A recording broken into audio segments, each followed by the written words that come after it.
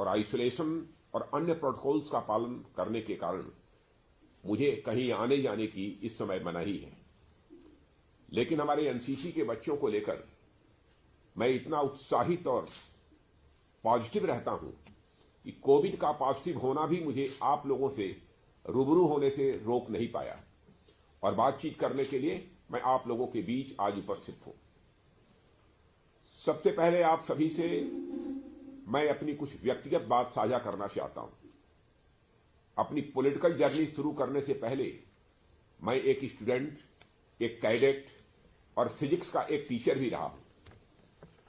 इसलिए जब जब भी नेशनल कैडेट कोर के किसी इवेंट में जाने और कैडेट से मिलने का अवसर मिलता है तो मेरे अंदर का पुराना शिक्षक भाव जागृत हो उठता है और मेरा पूरा प्रयास रहता है कि मैं ऐसा मौका किसी भी सूरत में हाथ से न जाने दूं। मित्रों, ऐसा इसलिए भी होता है क्योंकि आप सबके अंदर मुझे हमारे भारत की एक झलक दिखाई देती है। एक ऐसा भारत जिसके शरीर अनेक हैं पर आत्मा एक है, जिसकी ब्रांचेज अनेक हैं पर रूट एक है।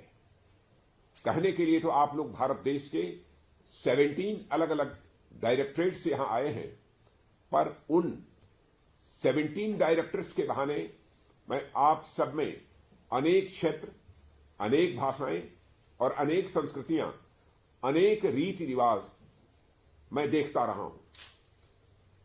मेरे प्यारे कैडेट्स, आप लोग सर्दी, गर्मी और बरसात की तमाम मुश्किलों को पार करते हुए यहां तक पहुंचते हैं। देश भर के लाखों करोड़ों बच्चों में से कुछ बच्चे ही एनसीसी ज्वाइन कर पाते हैं और उनमें से भी बड़े कम बच्चे होते हैं जो इस रिपब्लिक डे कैंप तक पहुंच पाते हैं। पर आप लोगों ने कभी यह सोचा है कि एनसीसी जैसे ऑर्गेनाइजेशन का मकसद आखिर क्या है, या फिर आपने एनसीसी को क्यों ज्वाइन किया है? क्या आपने एनसीसी केवल घूमने टहलने और कैंप करने के लिए ज्वाइन किया है, या फिर वर्दी पहनने के लिए, या फिर बी और सी सर्टिफिकेट प्राप्त करने के लिए ज्वाइन किया है? और एनसीसी में आने के बाद आपने अपने अंदर कुछ बदलाव देखा है या नहीं देखा है? अगर आप सभी ने इन बातों पर गौर किया है तो अच्छी बात है बच्चों, नहीं तो आज रात सोने से पहले आप सभी इस पहलू पर भी विचार करें। मैं आपसे अपील करना चाहता हूं। विचार का मतलब नहीं कि आप एनसीसी के तात्कालिक नफे नुकसान के बारे में सोचें, बल्कि यह है कि एनसीसी के जीवन ने आपके बाकी जीवन को कैसे प्रभावित किया है, इस पर विचार करने की मैं बात कर रहा हूं। इस तरह से अगर आप देखेंगे तो मैं निश्चित रूप से कह सकता हूं कि आप अपनी लाइफ को 2 पीरियड्स में पाएंगे, एक प्री एनसीसी लाइफ और एक पोस्ट एनसीसी लाइफ। एनसीसी अब तक आपके अंदर ऐसी क्वालिटीज पैदा कर चुकी है जो आपको एक कंप्लीट पर्सन बनाने में सहायक होती है। इसने आपके अंदर एक लीडर, एक सैनिक, एक आर्टिस्ट, एक म्यूजिशियन और इन सबसे ऊपर एक अच्छे इंसान के गुण पैदा किए जो मैं अपनी आंखों से साफ देख सकता हूं। मेरे प्यारे कैडेट्स, यहां मिलने वाली सीख जैसे एकता, अनुशासन, सत्यपरायणता, साहस, सद्भाव, बंधुत्व और नेतृत्व जैसे गुण हमेशा से हमारे देश में मार्गदर्शक गुण रहे हैं और इन्हीं गुणों को अपनाकर हमारे युवाओं ने समाज में एक महान आदर्श भी स्थापित किया है। मैं आप सबसे आज हमारे समाज की कुछ युवा विभूतियों के बारे में बात करना चाहता हूं। साथियों, आप सभी युवा प्रहलाद की कहानी जानते होंगे। उनके पिता हिरण्यकश्यप ने तरह तरह से उन्हें सच्चाई की राह पर चलने से रोकना चाहा। उन्हें कई प्रकार की प्रताड़नाएं भी दी गई। बावजूद इसके वे सत्यपरायणता और सच्चाई की राह से कभी विचलित नहीं हुए और धैर्य और साहस के साथ अपनी राह वो चलते रहे। अंत में क्या हुआ हम सब जानते हैं। प्रहलाद ने हमें दिखाया कि समाज में अन्याय का कोहरा कितना भी घना हो, मानव अपने मूल्यों और आत्मिक शक्ति के सूरज के सहारे उसे चीरकर अपनी नई राह बना सकता है। इसी तरह आप सभी जगत गुरु शंकराचार्य के बारे में भी अवगत होंगे। केरल के एक छोटे से गांव में जन्मे इस युवा सन्यासी ने धर्म, अध्यात्म, दर्शन और विचार के संयोग से पूरी भारतीयता की अवधारणा को दुनिया के सामने रखने में कामयाबी हासिल की। सुदूर उत्तर में बद्रिका धाम से लेकर दक्षिण में रामेश्वरम और पूर्व में जगन्नाथपुरी से लेकर पश्चिम में द्वारिका धाम की जो स्थापनाएं उन्होंने की, वह आज भी भारतीय संस्कृति का अनवरत प्रचार प्रसार कर रहे हैं। और यह सर्वमान्य है कि आइडिया अथवा विचार के आधार पर ही सभ्यताएं, संस्कृतियां और शासन आगे बढ़ा करते हैं। और मुझे कहते हुए गौरव की अनुभूति होती है कि हमारे देश में वर्तमान में जो सांस्कृतिक और राजनीतिक अवधारणा विद्यमान है, उसको आज से 1000 वर्ष पहले एक युवा सन्यासी शंकराचार्य ने सुदृढ़ किया था। और ये सब हमें क्या सिखाते हैं? ये सभी हमें बताते हैं कि एक उद्देश्य, एक विजन, मन में हमेशा कुछ नया सीखने और करने की ललक हो तो एक सामान्य बालक भी प्रहलाद, शंकराचार्य और स्वामी विवेकानंद बन सकता है। मेरे प्यारे कैडेट्स, इसी तरह आप इतिहास उठाकर देखेंगे तो बुद्ध, महावीर, कबीर, नानक से लेकर रानी लक्ष्मीबाई, सावित्रीबाई फुले, महात्मा गांधी और डॉक्टर अंबेडकर इन्हीं गुणों के आधार पर आज हमारे आदर्श व्यक्तित्व हैं। यह सभी किसी भी कुल खानदान में पैदा हुए। यह मायने नहीं रखता कितने धनवान रहे हो, यह मायने नहीं रखता कितने धीरवीर रहे हो, यह मायने नहीं रखता। मायने अगर कुछ रखता है तो यह कि इन्होंने अपने समाज और राष्ट्र के लिए क्या किया। मायने यह रखता है कि उन्होंने तत्कालीन समाज को ऐसी राह दिखाई जो आज भी हमारे लिए गाइडिंग लाइट का काम कर रही है। नेशनल कैडेट कोर का भी उद्देश्य यही है कि वह आपके अंदर उन गुणों को विकसित करे जिससे आप स्वयं तो अपनी राह निर्मित कर ही सकें, साथ ही समाज को भी एक नई दिशा दे सकें। साथियों, इस उम्र में कई बार हमें लगता है कि बातें तो सब ठीक हैं, पर अभी 17-18 ईयर्स में हम भला कर भी क्या सकते हैं? यह तो अभी खेलने खाने का दिन है। जब समय आएगा तो कुछ किया जाएगा। ऐसा होता है कि नहीं? पर यहां मैं आप लोगों को ध्यान दिलाना चाहूंगा कि अगर आप इतने टफ कंपटीशंस को पार करके डीजी एलसीसी परेड ग्राउंड पहुंच चुके हैं, यकीन मानिए कि आप जीवन में बड़े से बड़ा लक्ष्य भी अपनी मेहनत और लगन के दम पर हासिल कर सकते हैं। जरूरत है तो नए और बड़े सपने देखने की, उस पर पूरे मनोयोग से काम करने की, और सबसे महत्वपूर्ण अपने विचारों के बंधन को तोड़कर आगे बढ़ने की। यहां मुझे स्वामी विवेकानंद याद आते हैं।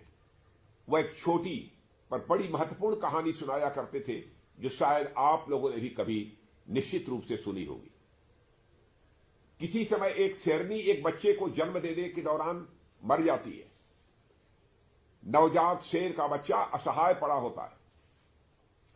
संयोग से उधर से भेड़ों का एक झुंड गुजरता है। अकेले बच्चे को देखकर भेड़ों को दया आती है और वे सिंह शावक को अपने साथ लेकर चले जाते। शेर का बच्चा मेमनों के साथ पलने बढ़ने लगता है। कुछ समय बीत जाता है, पर मेमनों के साथ खेलता, हरी घास चरता शेर खुद एक मेमना बना रहता है। एक बार घास चरते चरते शेर अपने झुंड से कुछ आगे बढ़ जाता है। वहां उसे एक दूसरा बड़ा शेर दिखाई देता है, जिसे देखते ही छोटे शेर के प्राण सूखने लगते हैं और वह में करता दुबक जाता है। क्यों? क्योंकि दिमागी रूप से वह अभी भी खुद को मेमना ही समझता है। दूसरे शेर को बड़ा आश्चर्य होता है कि एक शेर मैं और एक शेर यह है, फिर यह मुझसे डर क्यों रहा है?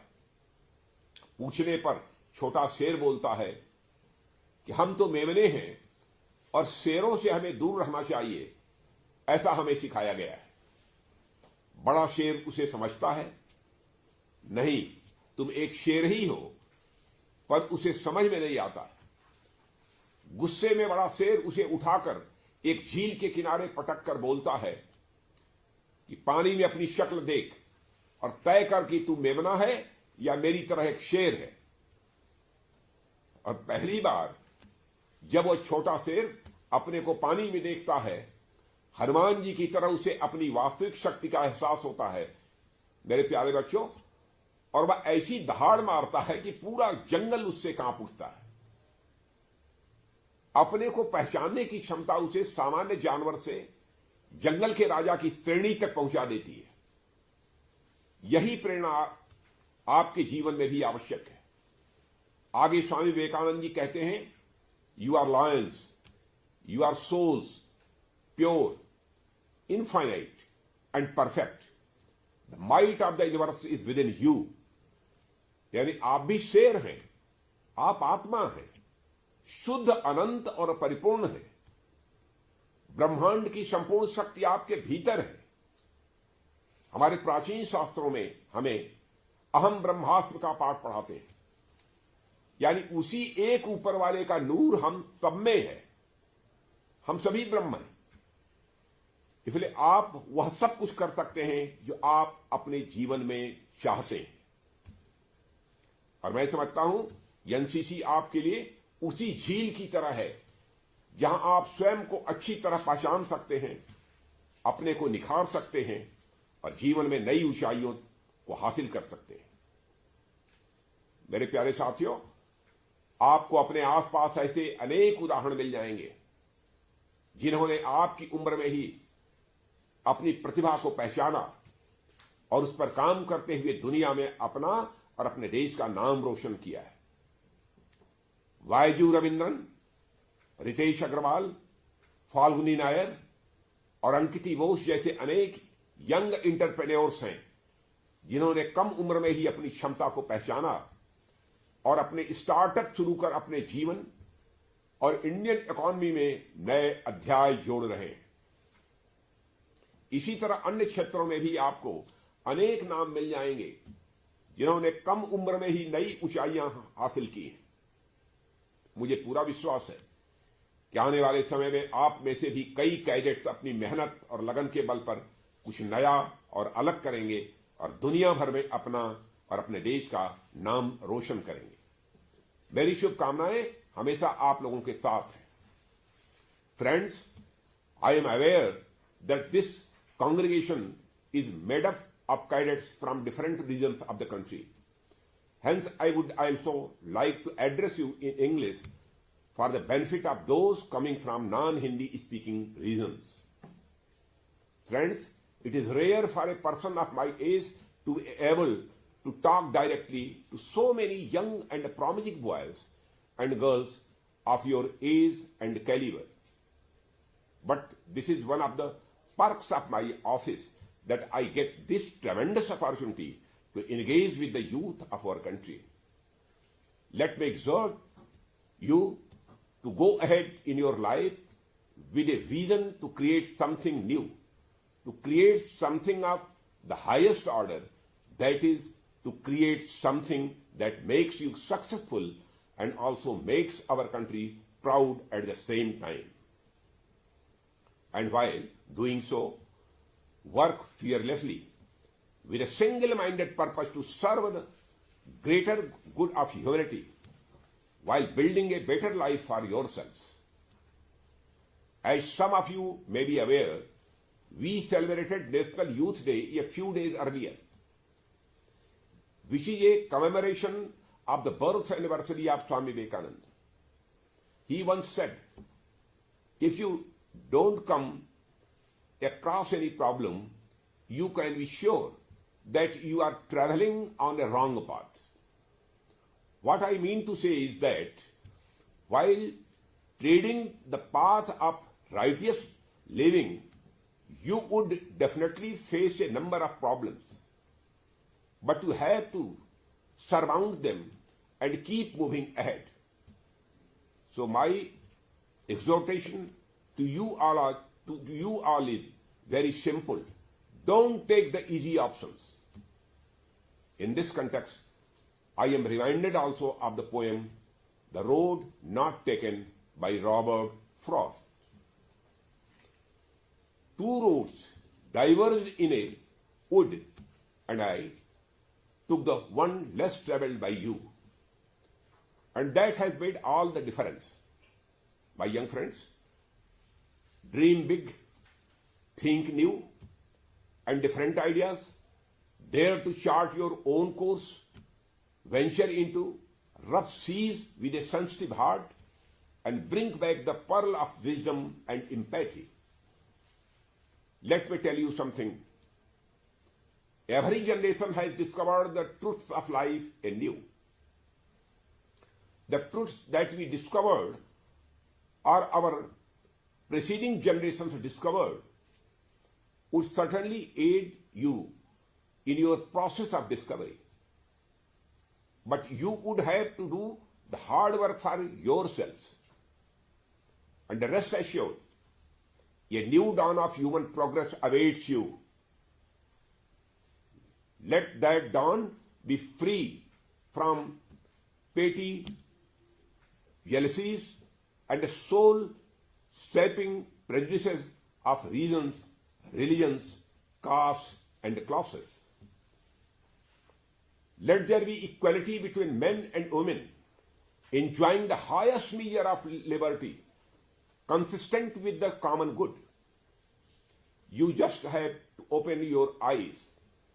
If you do so with the commitment of the Karma Yogi, I have full confidence that you will surpass the glory of our ancient past. अंत में मैं डीजी एनसीसी और उनकी टीम को मैं बधाई देना चाहता हूं, जिन्होंने इस प्रतिष्ठित रिपब्लिक डे कैंप के आयोजन में कड़ी मेहनत की है। उनकी पूरी टीम को बधाई देता हूं और देश के विभिन्न हिस्सों के सभी कैडेट को भी बधाई दूंगा जो इसमें अपनी प्रतिभागिता कर रहे हैं। अंत में कुछ पंक्तियों के साथ मैं अपना वक्तव्य समाप्त करना चाहूंगा। उठो धरा के अमर सपूतों, उठो धरा के अमर सपूतों, पुनः नया निर्माण करो, जन जन के जीवन में फिर से नई स्फूर्ति, नव प्राण भरो। नया प्राप है, नई बात है, नई किरण है, ज्योति नई, नई उमंगे, नई तरंगे, नई आस है, सांस नई। युग युग के मुरझे सुमनों में नई नई मुस्कान भरो, नई नई मुस्कान भरो। मेरे प्यारे एनसीसी कैडेट्स, इन्हीं शब्दों के साथ आप सबके उज्जवल भविष्य की शुभकामनाएं देते हुए मैं अपना निवेदन समाप्त करता हूं। आप सबको बहुत बहुत धन्यवाद। जय हिंद।